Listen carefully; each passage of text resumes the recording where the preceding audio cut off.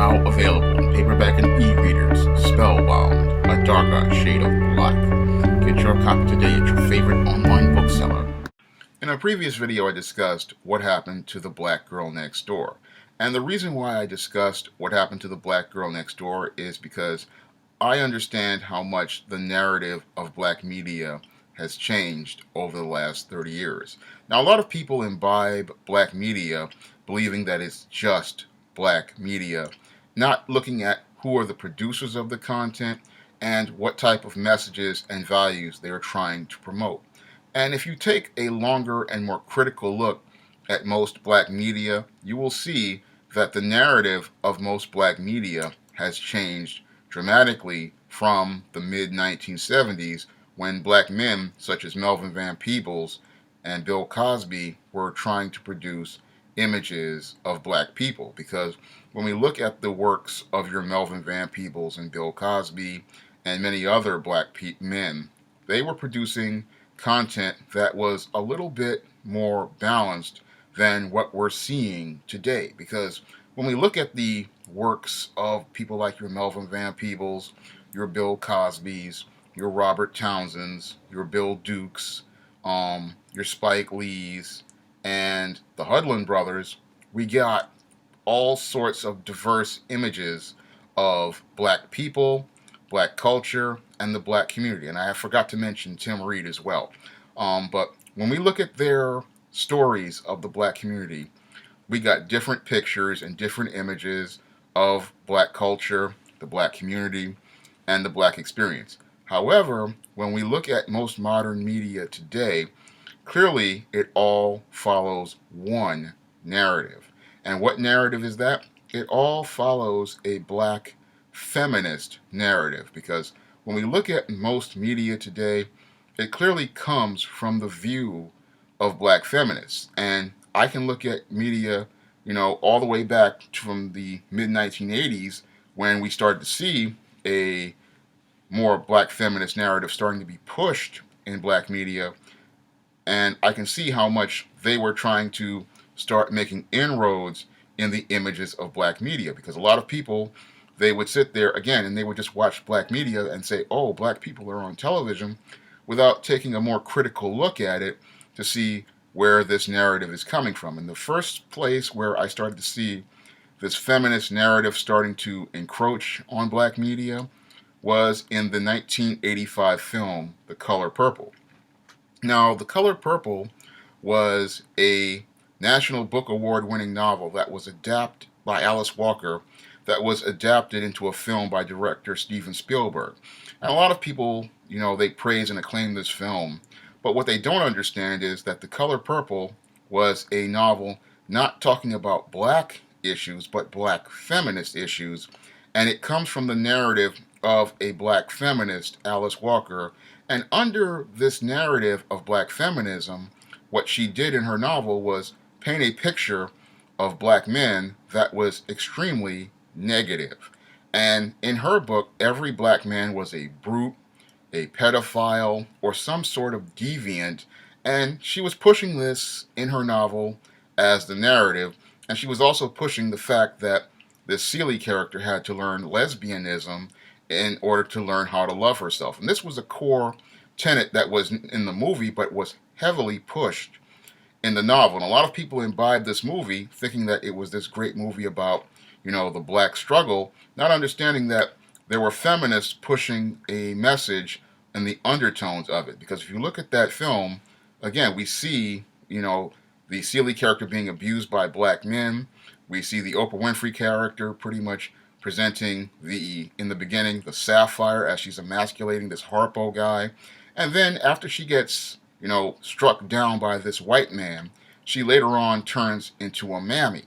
And those were core parts of this film and this novel, which were pushing a black feminist narrative. And part of that black feminist narrative, in addition to those stereotypes and breathing new life into them, is the pushing of the victimization of the black woman. Because if you look at that Color Purple, it pushes a narrative that the black woman is being victimized and abused by sexually deviant, black brute, black men. Again, breathing new life into old stereotypes about black women.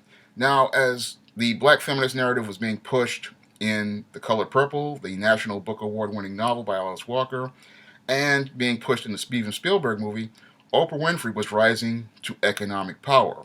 And what a lot of people don't know about Oprah Winfrey is that she is a hardcore black feminist. And this was pretty much shown in the projects she produced because, again, whoever has the money to produce the content, it can also push the narrative. And Oprah Winfrey was heavily pushing a black feminist narrative way back in the 1980s. And this can clearly be seen in the adaptation of the 1987 film, The Women of Brewster Place. Now, The Women of Brewster Place is actually the adaptation of a Gloria Naylor novel, which a lot of people don't know. Gloria Naylor is also a black feminist. And she, in The Women of Brewster Place, also pushed the narrative in that miniseries, again, of black women being victimized by brutish, lazy, incompetent black men. And the whole movie climaxes with this whole scene of them tearing down some sort of wall and after one of the characters is raped by some man. I don't know if it's a black man. It was somebody. And it's been a couple of years since I've seen it. I had it on videotape and I was watching it. But the whole thing of Women of Brewster Place, again, pushes the narrative of black men being lazy, black men being incompetent, black men being no good, because the material comes from a black feminist perspective. And this was all going on.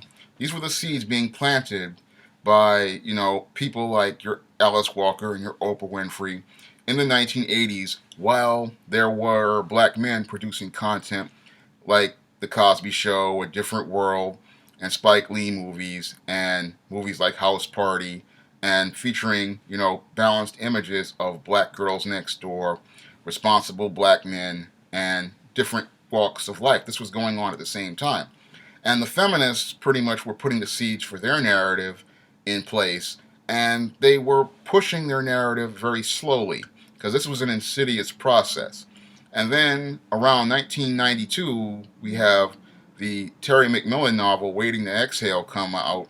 And the novel Waiting to Exhale was struggling in sales until Terry McMillan started pushing, again, a feminist narrative, pushing the idea that there was some sort of shortage of black men. And as she pushed this narrative saying that there was a shortage of quote-unquote good black men, she pretty much was selling, again, pushing that feminist narrative to the forefront. And that narrative, again, was saying that most black men were no good, most black men were irresponsible, most black men were incompetent, but again, pushing the narrative that black women were being victimized and abused by no good black men. However, if one takes a more panoramic look at the novel Waiting to Exhale and looks at it from a balanced perspective, they will see that there are flaws to Terry McMillan's argument. Because if you look at Terry McMillan's novel objectively, you will see, one, the novel is set in Phoenix, Arizona, where there isn't much of a black male population.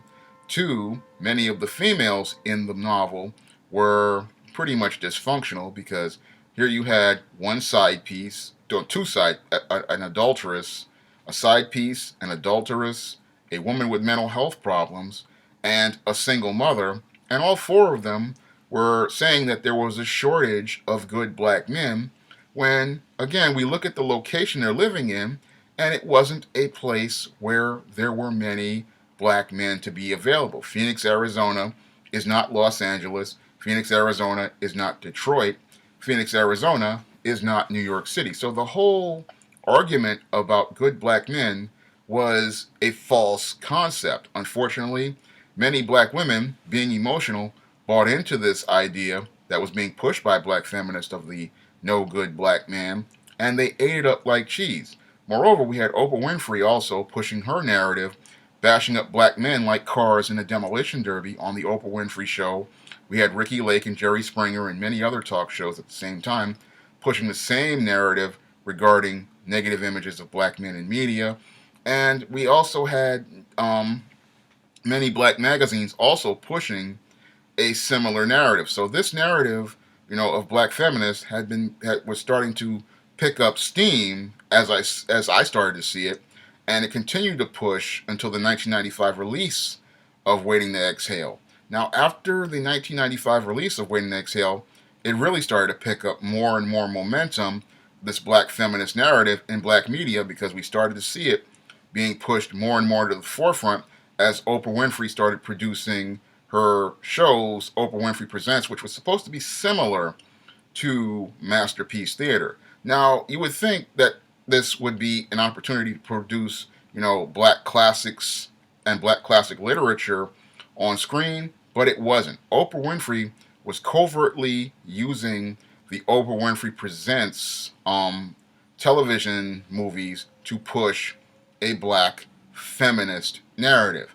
And under that narrative, again, she started pushing the narrative that the black woman was being victimized by no good black men and black culture. And this can be seen in her adaptation of the novel The Wedding. Now, The Wedding, you would think, would be a harmless because it's a black classic, but there's a reason, again, why Oprah Winfrey chooses these types of books, because, again, they push a black feminist narrative. And The Wedding pushes the black feminist narrative, again, to the forefront, using a so-called classic novel to push the idea that a black woman is, one, not only being victimized by black men, but also being victimized by black culture, which tells her she has to marry a black man. Because in the plot of The Wedding, we have a black woman who is being told that she is wrong for wanting to marry a white man. And we clearly see in The Wedding, a shift in the narrative of the black feminists pushing towards the deification of these white men and saying that a black woman, during the time of Jim Crow and extreme racism, has a right to go out here and marry herself a white man. This is right in Oprah Winfrey Presents The Wedding, which starred Halle Berry. And a lot of people don't really pay attention to these things. But again, this is the feminist narrative continually being pushed by people like Oprah Winfrey in the black media. And a lot of people aren't taking that long, hard look at black media to see what she was pushing. She was pushing that narrative with this Oprah Winfrey Presents. This was the first film in the series of films she was making, and it was used to push a black feminist narrative and also to push the deification of these white men in media. And it went over most people's heads, and it just came and went, but they weren't paying attention. Nor were they paying attention when people like Maya Brock came out with Girlfriends around 1999-2000. Again, another show that was pushing a black feminist narrative of black women who were pretty much being victimized and having a hard time and, having all this drama going on. And even in that show, they tried to put in the seeds of the deification of white men with Tony Childs and the white man she was chasing. And we also saw it in the other Maya Brock series, The Game, where we also saw, black women being, having a hard time and struggling, and black women having a hard time struggling with these football players. Again, pushing that narrative of black feminism in media. And again, we saw this black feminist narrative being pushed to an even higher level with Lee Daniels. Now, Lee Daniels pretty much, again, subscribes to the black feminist narrative as well. And we can also see that in his film Monsters Ball. Now, Monsters Ball, again, this was the film that pretty much changed black culture and pretty much cemented the black feminist narrative as one of the core narratives as it relates to black media. And I'd say it's the main narrative in black media, because over time it was out there and it was pushing and gaining momentum, but this was the film that pretty much cemented it, because Monsters Ball pretty much, after Halle Berry won the Oscar, black people, because they are spellbound and believe because Halle Berry is the first black woman to win an Oscar, pretty much started pushing black feminism as a narrative, not understanding the covert way it was slipped in, pushing again that narrative, saying that this black woman is a victim, this black woman is being abused, this black woman is having a hard time, and it's all due to her supporting this black man who is in prison. And once this black man dies, and once this black son dies, she has an opportunity to be with the white man who is presented as a savior. And people spin, your Monsters Ball as a love story, but clearly it's pushing a black feminist narrative. And that black feminist narrative, or what a lot of people don't understand, is black feminism is not about black female empowerment in many cases. It's about white supremacy. And that's clearly shown in Monsters Ball in Letitia Musgrove's deification of this white man, similar to what we saw in Oprah Winfrey Presents The Wedding. And both of them star Halle Berry, and both of them, again, pushing this light-skinned woman to the forefront because they know that the light-skinned black woman is appealing to most of the masses of black people. And because the light-skinned woman is appealing to most of the masses of black people, what they're going to do is they're going to make whatever image that she presents as the mainstream. And this deification of white men was cemented with Monsters Ball, and again, pushing the black feminist narrative. And that black feminist narrative of Lee Daniels was continuously pushed, and not only pushed by Lee Daniels, but supported by your Tyler Perry, because in his films, and his plays, again, your Tyler Perry pushes a black feminist narrative. And he pushes the idea, again, that the black woman is being brutalized, the black woman is being victimized, the black woman is being abused by dark-skinned black men, and that she needs a light-skinned black savior. Again, if the black woman can't get a white savior, she then goes out and gets the next best thing, which is a light-skinned black savior. And later on, as Tyler Perry movies continued to progress, we started to see that the light-skinned black man was starting to become replaced with Hispanic men and non-black men, because in the last couple of films, before he started a little bit of a decline, he was pushing the black woman being with non-black men, and the films continued to pretty much do well at the box office, and a lot of black women that's what they wanted, because they want to get closer to that white man that they deify. And I think if his films continue to do well, he would have put that white man in one of those films as the savior. But the whole idea of that narrative, again, comes from black feminists who do not see the black man as having any value, because we go throughout the history of these films, we clearly see how the black man is presented either as a monster or as someone who does not have a value as a human being in most of these films. He's a brute, he's a rapist, he's a pedophile, he's a pervert. And this is pushed in most of these books, in the themes, and in many of these movies that are produced. And with the Lee Daniels film Precious, we see this narrative pushed to the hardest, because in this film, we see the black female being molested by her father in some of the opening scenes of the film. Again, pushing the narrative that the black woman is being victimized by some sort of black brute.